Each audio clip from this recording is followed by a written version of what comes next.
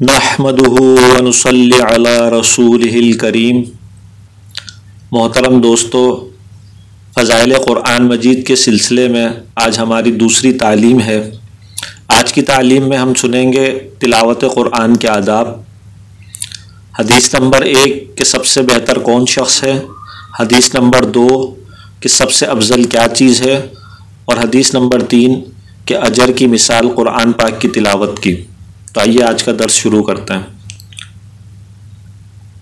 آداب تلاوت۔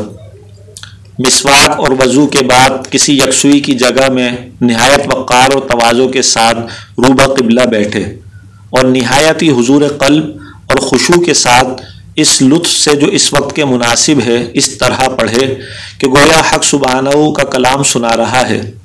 اگر وہ معنی سمجھتا ہے تو تدبر و تفکر کے ساتھ آیات وعدہ رحمت پر دعائے مغفرت و رحمت مانگے اور آیات عذاب و وعید پر اللہ سے پناہ چاہے کہ اس کے سوا کوئی بھی چارہ ساز نہیں۔ آیت تنزیہ و تقدیس پر سبحان اللہ کہے اور از خود تلاوت میں رونا نہ آئے تو بتکلف رونے کی سعی کرے۔ کسی عاشق کے لیے سب سے زیادہ لذت کی حالت یہ ہے کہ محبوب سے اس کا گلہ ہو رہا ہو، اس طرح کہ آنکھوں سے بارش ہو۔ بس اگر یاد کرنا مقصود نہ ہو تو پڑھنے میں جلدی نہ کرے، کلام پاک کو رحل یا تکیہ یا کسی اونچی جگہ پر رکھے۔ تلاوت کے درمیان میں کسی سے کلام نہ کرے۔ اگر کوئی ضرورت پیش ہی آ جائے تو کلام پاک بند کر کے بات کرے اور پھر اس کے بعد اعوذ پڑھ کر دوبارہ شروع کرے۔ اگر مجمع میں لوگ اپنے اپنے کاروباروں میں مشغول ہوں تو آہستہ پڑھنا افضل ہے، ورنہ آواز سے پڑھنا اولیٰ ہے۔ مشائخ نے تلاوت کے 6 آداب ظاہری اور 6 باطنی ارشاد فرمائے ہیں۔ ظاہری آداب یہ ہیں: اول، غایت احترام سے باوضو روبہ قبلہ بیٹھے۔ نمبر 2، پڑھنے میں جلدی نہ کرے، ترتیل اور تجوید سے پڑھے۔ سوم، رونے کی سعی کرے چاہے بتکلف ہی کیوں نہ ہو۔ چہارم، آیات رحمت اور آیات عذاب کا حق ادا کرے۔ پنجم، اگر ریا کا احتمال ہو یا کسی دوسرے مسلمان کی تکلیف اور حرج کا اندیشہ ہو تو آہستہ پڑھے ورنہ آواز سے۔ ششم، خوش الہانی سے پڑھے کہ خوش الہانی سے کلام پاک پڑھنے کی بہت سی احادیث میں تاکید آئی ہے۔ باطنی آداب یہ ہیں: اول، کلام پاک کی عظمت دل میں رکھے کہ کیسا عالی مرتبہ کلام ہے۔ حق سبحانہ و تقدس کے علو شان اور رفعت و کبریائی کو دل میں رکھے جس کا کلام ہے۔ دل کو وساوس و خسارات سے پاک رکھے، معانی کا تدبر کرے اور لذت کے ساتھ پڑھے۔ حضور اکرم صلی اللہ علیہ وسلم نے ایک شب تمام رات اس آیت کو پڑھ کر گزار دی: اعوذ باللہ من الشیطان الرجیم، ان تعذبہم فانہم عبادک وان تغفر لہم فانک انت العزیز الحکیم۔ اے اللہ، اگر تو ان کو عذاب دے تو یہ تیرے بندے ہیں، اور اگر مغفرت فرما دے تو تو عزت و حکمت والا ہے۔ سعید بن جبیر رحمۃ اللہ علیہ نے ایک رات اس آیت کو پڑھ کر صبح کر دی: وَامْتَازُوا الْيَوْمَ أَيُّهَا الْمُجْرِمُونَ، او مجرموں، آج قیامت کے دن فرما برداروں سے الگ ہو جاؤ۔ پنجم، جن آیت کی تلاوت کر رہا ہے دل کو ان کے تابع بنائے۔ مثلا اگر آیت رحمت زبان پر ہے دل سرور محض بن جائے، اور آیت عذاب اگر آ گئی ہے تو دل لرز جائے۔ ششم، کانوں کو اس درجہ متوجہ بنا دے کہ گویا حق سبحانہ و تقدس کا کلام فرما رہے ہیں اور یہ سن رہا ہے۔ حق تعالی شانہ محض اپنے لطف و کرم سے مجھے بھی ان آداب کے ساتھ پڑھنے کی توفیق عطا فرمائے اور تمہیں بھی۔ مسئلہ، اتنے قرآن شریف کا حفظ کرنا جس سے نماز ادا ہو جائے ہر شخص پر فرض ہے، اور تمام کلام پاک کا حفظ کرنا فرض کفایہ ہے۔ اگر کوئی بھی الیاذ باللہ حافظ نہ رہے تو تمام مسلمان گناہ گار ہیں، بلکہ زرکشی رحمۃ اللہ علیہ سے ملا علی قاری رحمۃ اللہ علیہ نے نقل کیا ہے کہ جس شہر یا گاؤں میں کوئی قرآن پاک پڑھنے والا نہ ہو تو سب گناہ گار ہیں۔ اس زمانہ ضلالت و جہالت میں جہاں ہم مسلمانوں میں اور بہت سے دینی امور میں گمراہی پھیل رہی ہے، وہاں ایک عام آوارہ یہ بھی ہے کہ قرآن شریف کے حفظ کرنے کو فضول سمجھا جا رہا ہے، اس کے الفاظ رٹنے کو حماقت بتلایا جاتا ہے، اس کے الفاظ یاد کرنے کو دماغ سوزی اور وقت کا ضیاع کہا جاتا ہے۔ اگر ہماری بددینی کی یہی ایک وبا ہوتی تو اس پر کچھ تفصیل سے لکھا جاتا، مگر یہاں ہر ادا مرض ہے اور ہر خیال باطل ہی کی طرف کھینچتا ہے، اس لیے کس کس چیز کو روئیے اور کس کس کا شکوہ کیجیے۔ حدیث نمبر 1، حضرت عثمان رضی اللہ عنہ سے حضور اقدس صلی اللہ علیہ وسلم کی ارشاد منقول ہے کہ تم میں سب سے بہتر وہ شخص ہے جو قرآن شریف کو سیکھے اور سکھائے۔ اکثر کتب میں یہ روایت واو الف واو کے ساتھ ہے جس کا ترجمہ لکھا گیا۔ اس صورت میں فضیلت اس شخص کے لیے ہے جو کلام پاک سیکھے اور اس کے بعد دوسروں کو سکھائے، لیکن بعض کتب میں یہ روایت الف واو کے ساتھ وارد ہوئی ہے۔ اس صورت میں بہتری اور فضیلت عام ہوگی کہ خود سیکھے یا دوسروں کو سکھائے، دونوں کے لیے مستقل خیر و بہتری ہے۔ کلام پاک چونکہ اصل دین ہے، اس کی بقا و اشاعت پر ہی دین کا مدار ہے، اس لیے اس کے سیکھنے اور سکھانے کا افضل ہونا ظاہر ہے، کسی توضیح کا محتاج نہیں۔ البتہ اس کے انواع مختلف ہیں۔ کمال اس کا یہ ہے کہ مطالب و مقاصد سمیت سیکھے، اور ادنا درجہ اس کا یہ ہے کہ فقط الفاظ سیکھے۔ نبی کریم صلی اللہ علیہ وسلم کا دوسرا ارشاد حدیث مذکور کی تائید کرتا ہے، جو سعید بن سلیم رحمۃ اللہ علیہ سے مرسل منقول ہے کہ جو شخص قرآن شریف کو حاصل کر لے اور پھر کسی دوسرے شخص کو جو کوئی اور چیز عطا کیا گیا ہو اپنے سے افضل سمجھے، تو اس نے حق تعالی شانوں کے اس انعام کی جو اپنے کلام پاک کی وجہ سے اس پر فرمایا ہے تحقیر کی ہے۔ اور کھلی ہوئی بات ہے کہ جب کلام الہی سب کلاموں سے افضل ہے، جیسا کہ مستقل احادیث میں آنے والا ہے، تو اس کا پڑھنا پڑھانا یقیناً سب چیزوں سے افضل ہونا ہی چاہیے۔ ایک دوسری حدیث میں ملا علی قاری رحمۃ اللہ علیہ نے نقل کیا ہے کہ جس شخص نے کلام پاک کو حاصل کر لیا، اس نے علوم نبوت کو اپنی پیشانی میں جمع کر لیا۔ سہل تستری رحمۃ اللہ علیہ فرماتے ہیں کہ حق تعالی شانوں سے محبت کی علامت یہ ہے کہ اس کے کلام پاک کی محبت قلب میں ہو۔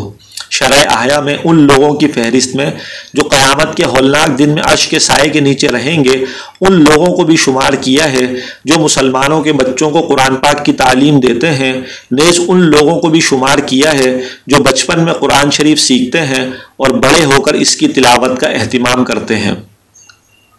حدیث نمبر 2،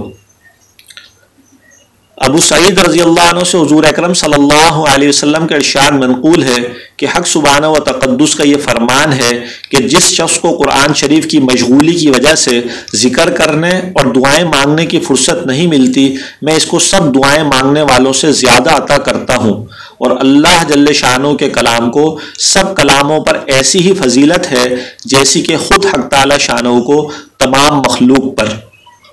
یعنی جس کو قرآن پاک کے یاد کرنے یا جاننے اور سمجھنے میں اس درجہ مشغولی ہے کہ کسی دوسری دعا وغیرہ کے مانگنے کا وقت نہیں ملتا، میں دعا مانگنے والوں کے مانگنے سے بھی افضل چیز اس کو عطا کروں گا۔ دنیا کا مشاہدہ ہے کہ جب کوئی شخص شیرنی وغیرہ تقسیم کر رہا ہو اور کوئی مٹھائی لینے والا اس کے ہی کام میں مشغول ہو اور اس کی وجہ سے نہ آ سکتا ہو، تو یقیناً اس کا حصہ پہلے ہی نکال لیا جاتا ہے۔ ایک دوسری حدیث میں اسی موقع پر مذکور ہے کہ میں اس کو شکر گزار بندوں کے ثواب سے افضل بن عامر رضی اللہ عنہ کہتے ہیں کہ نبی کریم صلی اللہ علیہ وسلم تشریف لائے، ہم لوگ صفہ میں بیٹھے تھے، آپ صلی اللہ علیہ وسلم نے فرمایا کہ تم میں سے کون شخص اس کو پسند کرتا ہے کہ علی صبح بازار بطحان یا عقیق میں جاوے اور 2 اونٹنیاں عمدہ سے عمدہ بلا قسم کے گناہ اور قطع رحمی کے پکڑ لائے۔ صحابہ رضی اللہ عنہ نے عرض کیا کہ اس کو تو ہم میں سے ہر شخص پسند کرے گا۔ حضور صلی اللہ علیہ وسلم نے فرمایا کہ مسجد میں جا کر 2 آیتوں کا پڑھنا یا پڑھا دینا 2 اونٹنیوں سے اور 3 آیات کا 3 اونٹنیوں سے، اسی طرح 4 کا 4 سے افضل ہے اور ان کے برابر اونٹوں سے افضل ہے۔ صفہ مسجد نبوی میں ایک خاص معین چبوترے کا نام ہے جو فقراء مہاجرین کی نشست گاہ تھی۔ اصحاب صفہ کی تعداد مختلف اوقات میں کم و بیش ہوتی رہتی تھی۔ علامہ سیوطی رحمۃ اللہ علیہ نے 101 نام گنوائے ہیں اور مستقل رسالہ ان کے اسماء گرامی میں تصنیف کیا ہے۔ بطحان اور عقیق مدینہ طیبہ کے پاس 2 جگہ ہیں جہاں اونٹوں کا بازار لگتا تھا۔ عرب کے نزدیک اونٹ نہایت پسندیدہ چیز تھی، بالخصوص وہ اونٹنی جس کا کوہان فربا ہو۔ بغیر گناہ کا مطلب یہ ہے کہ بے محنت چیز اکثر یا چھین کر کسی سے لی جاتی ہے، یا یہ کہ میراث وغیرہ میں کسی رشتہ دار کے مال پر قبضہ کر لے یا کسی کا مال چرا لے۔ اس لیے حضور اکرم صلی اللہ علیہ وسلم نے ان سب کی نفی فرما دی کہ بالکل بلا مشقت اور بدون کسی گناہ کے حاصل کر لینا جس قدر پسندیدہ ہے، اس سے زیادہ بہتر و افضل ہے چند آیات کا حاصل کر لینا۔ اور یہ یقینی امر ہے کہ ایک دو اونٹ درکنار ہفتے اقلیم کی سلطنت بھی اگر کسی کو مل جائے تو کیا، آج نہیں تو کل موت اس سے جبرن جدا کر دے گی، لیکن ایک آیت کا اجر ہمیشہ کے لیے ساتھ رہنے والی چیز ہے۔ دنیا ہی میں دیکھ لیجئے کہ آپ کسی شخص کو 1 روپیہ عطا فرما دیجئے، اس کو اس کی مسرت ہوگی بمقابلہ اس کے کہ 1000 روپیہ اس کے حوالے کر دیں کہ اس کو اپنے پاس رکھ لے، میں ابھی واپس آ کر لے لوں گا۔ اس صورت میں بجز اس پر بار امانت کے اور کوئی فائدہ اس کو حاصل نہیں ہوگا۔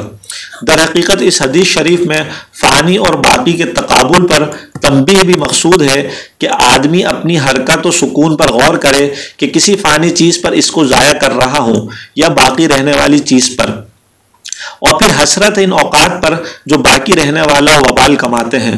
حدیث کا آخر جملہ اور ان کے برابر اونٹوں سے افضل ہے 3 مطالب کا محتمل ہے۔ اول یہ کہ 4 کے عدد تک بالتفصیل ارشاد فرمایا اور اس کے مافوق کو اجمالاً فرما دیا کہ جس قدر آیات کوئی شخص حاصل کرے گا اس کے بقدر اونٹوں سے افضل ہے۔ اس صورت میں اونٹوں سے جنس مراد ہے، خواہ اونٹ ہوں یا اونٹنیاں، اور بیان ہے 4 سے زیادہ کا، اس لیے کہ 4 تک کا ذکر خود تصریحاً مذکور ہو چکا۔ دوسرا مطلب یہ ہے کہ انہی عادات کا ذکر ہے جو پہلے مذکور ہو چکے، اور مطلب یہ ہے کہ رغبات مختلف ہوا کرتی ہیں، کسی کو اونٹنی پسند ہے تو کوئی اونٹ کا گرویدہ ہے۔ اس لیے حضور صلی اللہ علیہ وسلم نے اس لفظ سے یہ ارشاد فرمایا کہ ہر آیت ایک اونٹنی سے بھی افضل ہے، اور اگر کوئی شخص اونٹ سے محبت رکھتا ہے تو ایک آیت ایک اونٹ سے بھی افضل ہے۔ تیسرا مطلب یہ ہے کہ یہ بیان انہی عادات کا ہے جو پہلے ذکر کیے گئے 4 سے زائد کا نہیں ہے، مگر دوسرے مطلب میں جو تقریر گزری کہ ایک اونٹنی یا ایک اونٹ سے افضل ہے یہ نہیں، بلکہ مجموعہ مراد ہے کہ ایک آیت ایک اونٹ اور ایک اونٹنی دونوں کے مجموعے سے افضل ہے۔ اسی طرح ہر آیت اپنے موافق عدد اونٹنی اور اونٹ دونوں کے مجموعے سے افضل ہے، تو گویا فی آیت کا مقابلہ ایک جوڑے سے ہوا۔ میرے والد صاحب نور اللہ مرقدہ نے اسی مطلب کو پسند فرمایا ہے کہ اس میں فضیلت کی زیادتی ہے، اگرچہ یہ مراد نہیں کہ ایک آیت کا اجر ایک اونٹ یا 2 اونٹ کا مقابلہ کر سکتا ہے، یہ صرف تنبیہ اور تمثیل ہے۔ میں پہلے لکھ چکا ہوں کہ ایک آیت جس کا ثواب دائمی اور ہمیشہ رہنے والا ہے، ہفتے اقلیم کی بادشاہت سے جو فنا ہو جانے والی ہے افضل اور بہتر ہے۔ ملا علی قاری رحمۃ اللہ علیہ نے لکھا ہے کہ ایک بزرگ کے بعض تجارت پیشہ احباب نے ان سے درخواست کی کہ جہاز سے اترنے کے وقت حضرت جدہ تشریف فرما ہو تاکہ جناب کی برکت سے ہمارے مال میں نفع ہو، اور مقصود یہ تھا کہ تجارت کے منافع سے حضرت کے بعض خدام کو کچھ نفع حاصل ہو۔ اول تو حضرت نے عذر فرمایا، مگر جب انہوں نے اصرار کیا تو حضرت نے دریافت فرمایا کہ تمہیں زائد سے زائد جو نفع مال تجارت میں ہوتا ہے وہ کیا مقدار ہے؟ انہوں نے عرض کیا کہ مختلف ہوتا ہے، زائد سے زائد 1 کے 2 ہو جاتے ہیں۔ حضرت نے فرمایا اس قلیل نفع کے لیے اس قدر مشقت اٹھاتے ہو، اتنی سی بات کے لیے ہم حرم محترم کی نماز کیسے چھوڑ دیں جہاں 1 کے لاکھ ملتے ہیں؟ در حقیقت مسلمانوں کے غور کرنے کی جگہ ہے کہ وہ ذرا سی دنیاوی متاع کی خاطر کس قدر دینی منافع کو قربان کر دیتے ہیں۔